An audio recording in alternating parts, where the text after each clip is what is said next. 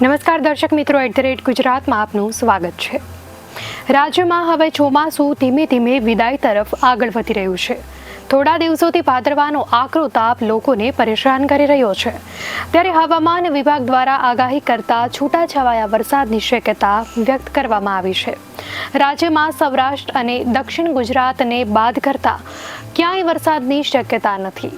ડાંગ, તાપી, નવસારી, નર્મદા અને છોટાઉદેપુરમાં છૂટોછવાયો વરસાદ વરસી શકે છે, જ્યારે વલસાડ, ભાવનગર, અમરેલી, દીવ, ગીર સોમનાથમાં પણ સામાન્ય વરસાદ વરસી શકે છે।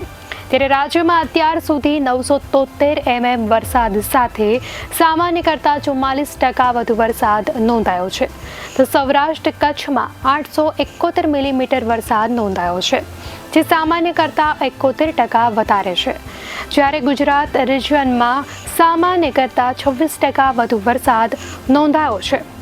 તો હાલ કોઈ વરસાદ લાવે તેવી સિસ્ટમ સક્રિય ન હોવાનું હવામાન વિભાગ દ્વારા જણાવાયું છે, ત્યારે હવે મેઘરાજાએ રાજ્યમાંથી વિદાય લીધી હોય તેવી સ્થિતિ જોવા મળી રહી છે, કારણ કે છેલ્લા 24 કલાકમાં માત્ર 3 તાલુકામાં છાંટા વરસ્યા છે।